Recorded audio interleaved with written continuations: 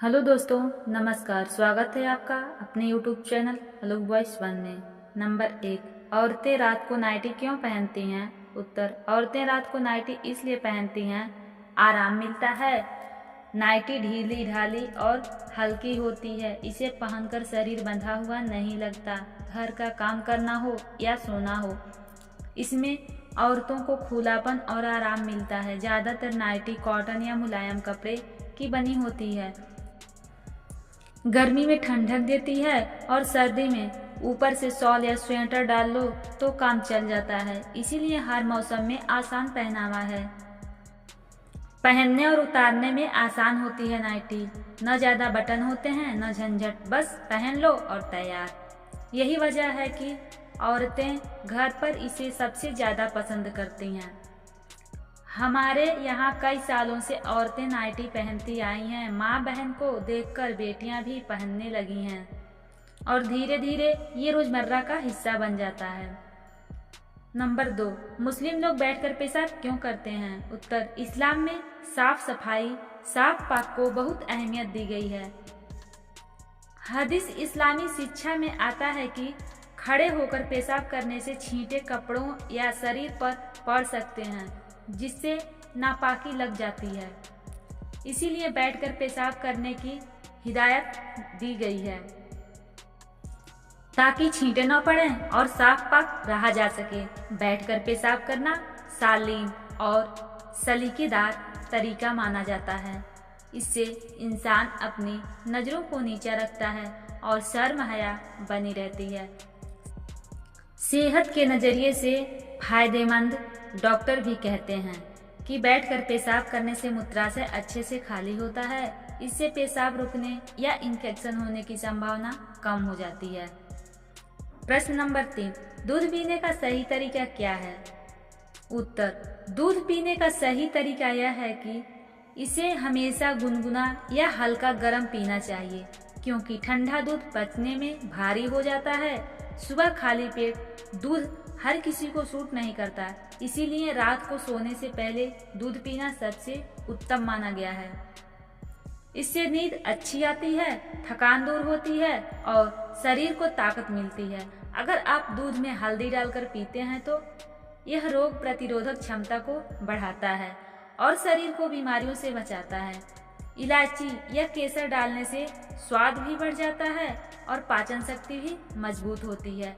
अगर मीठा करना हो तो चीनी की जगह गुनगुने दूध में 1 चम्मच शहद मिलाना सबसे अच्छा रहता है, लेकिन ध्यान रहे कि बहुत गर्म दूध में शहद नहीं डालना चाहिए।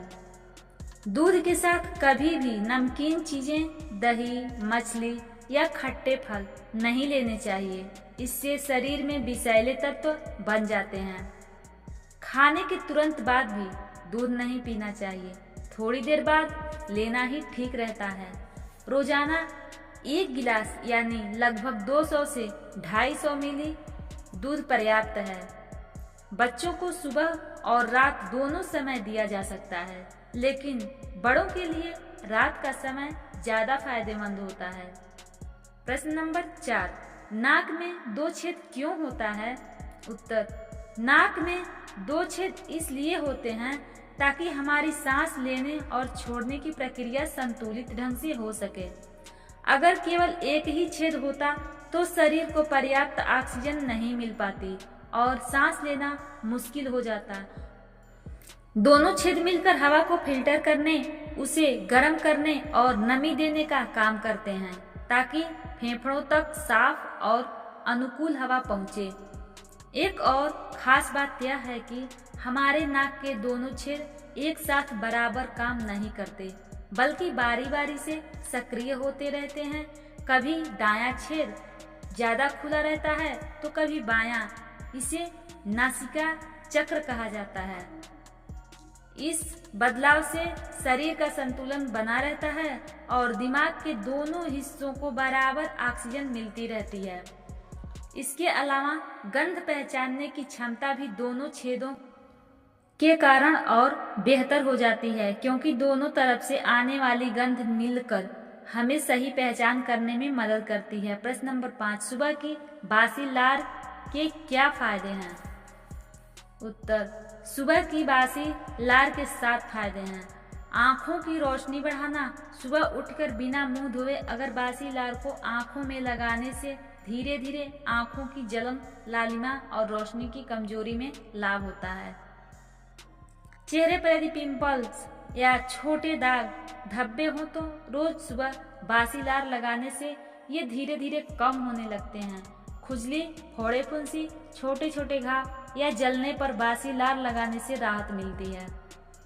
आयुर्वेद कहता है कि सुबह की लार में बैक्टीरिया नाशक तत्व होते हैं जो दांत मजबूत करने और मसूड़ों से खून बहने जैसी समस्या को कम करने में मददगार होते हैं। सुबह की लार अम्लीय गुणों वाली होती है। यह पेट की गैस और कब्ज को कम करने में सहायक मानी जाती है। शरीर की नेचुरल लार में एंटीबैक्टीरियल गुण होते हैं जिससे छोटे छोटे इन्फेक्शन और एलर्जी में राहत मिलती है। प्रश्न 6, लड़कियों का उम्र क्यों नहीं पूछना चाहिए?